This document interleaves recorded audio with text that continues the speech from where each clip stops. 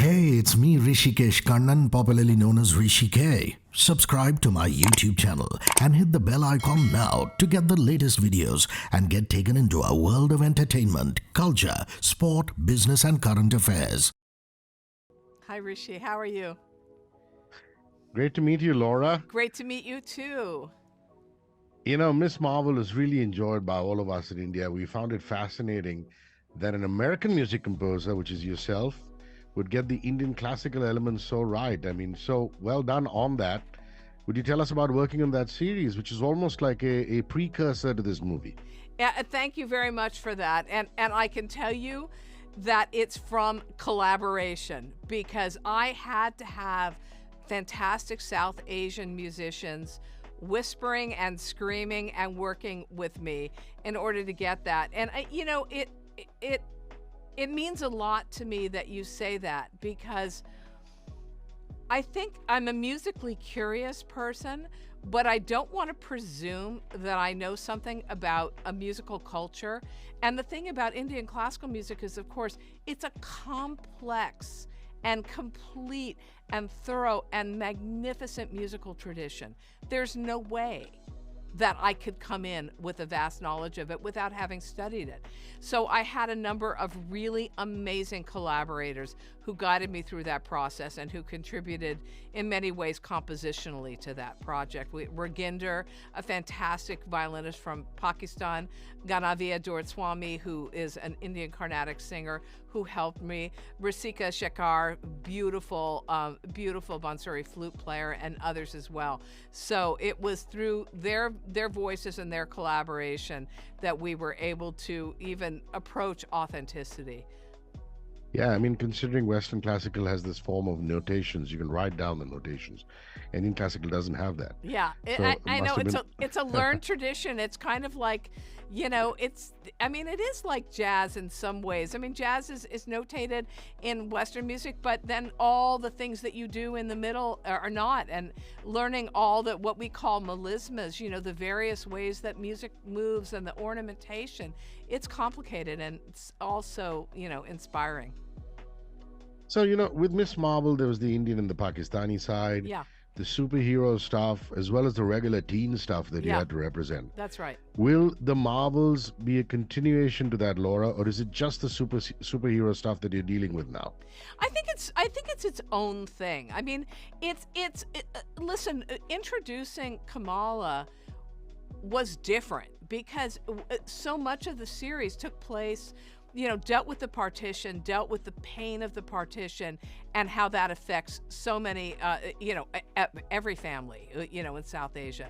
This is not about that. This film is about Kamala coming in to this collaboration with Monica and Carol. So this film is about the three of them coming together as a team. It has its own sort of musical language that was created specifically for it.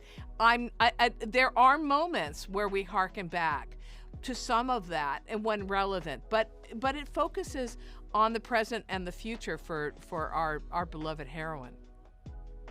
Nia dacosta is the first African American woman, only the fourth woman ever to direct a Marvel movie. This is historic stuff. Yeah. Your experience of working with Nia in the Marvels, we'd like to know that, please. Well, you also have to look at every department. I mean, VFX head is a woman, sound is a woman.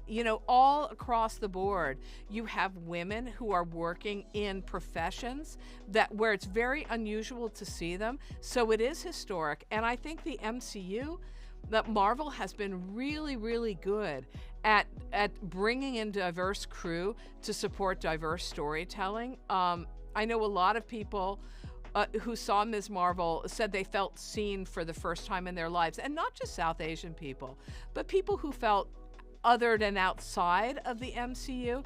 And I think that's really important to all of us, to make people feel that there is a home for them in the MCU and that they are welcomed and well represented. But you yourself, Laura, have been such a champion for inclusion. I mean, you founded the Alliance for Women Film Composers, the first woman governor in the music branch, the Academy of Motion Picture and Sciences. You created the Academy Women's Initiative. My question to you is, do you think you've made substantial progress as an industry, or there's still lots to be done? You're sitting here talking to me right now. And that is evidence, right? The fact that I'm sitting here, I've just scored this massive movie with a big orchestra is evidence that there's been progress. In the MCU, you've got Pinar, you've got Natalie, you've got Amy Dowry and others, projects that haven't been announced where you have diverse voices. I think there is progress. Do I think we have a long way to go? We absolutely do. I mean, I think I would love to see gender parity. I don't see why that is an impossibility. I think it is a possibility and a probability, but we still have a long way to go before we get there. Would you, because you've also done What If, do you approach an MCU movie in a very, very different manner? Or do you not just compartmentalize? Do you just say, I am Laura and I'm going to approach every project the same way? I think you do both. I mean, I think as we've been talking about, Ms. Marvel had very, very specific things that required specific things. I think What If is every episode of What If is like another movie.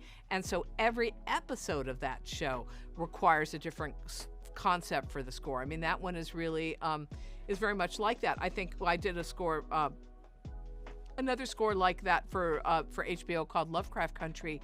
Every episode of that was kind of a different genre that I had to play with. I think the biggest difference between doing those and the Marvels, though, is Marvels is a massive scale. It's a massive scale in terms of storytelling, but you also have the budget and time. That's what's so great about working in movies, is that there's actually a longer time frame. And what that means is that you can consider things in a different way than you can in television. And you can go back and look again, and then the film is cut and you say, oh, you know what, that doesn't work anymore. Oh gosh, I'm seeing this for the first time. And when the VFX come in, you might reassess again. So I think that it's a different kind of movie making. You still have the same, you've got to do the same stuff emotionally. You've got to find what the core is. You've got to find what the DNA of the score is in every project, but the processes are different on every project. Laura, have you been to my wonderful country? Have you ever been to India, either on holiday or work? Dying to go. And Charmine Obiachinoy, who was one of the directors on Ms. Marvel, said that she is making me come to Pakistan. It is next on my list, and I really, really am dying to go. I've never been, and I've always wanted to. But this is the next phase. I'm going to start traveling. I've just been here working really hard for a long time. My last question is about the use of silence. I mean, a lot of background score people, even in India, tend to overpopulate the sound, and sometimes you need the silences in between, isn't it? I mean, what is your advice to any budding music composer who's doing a background score?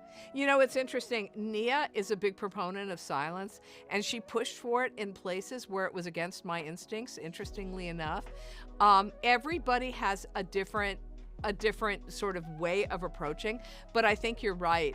I think that sometimes you have to be quiet to almost begin again.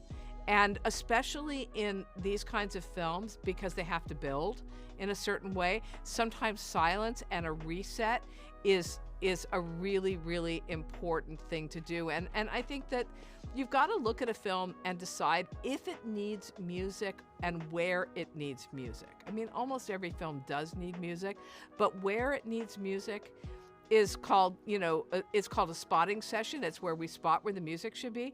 And that's the first and one of the most important meetings on any project. Laura, I really appreciate your time, and I hope to see you in India soon.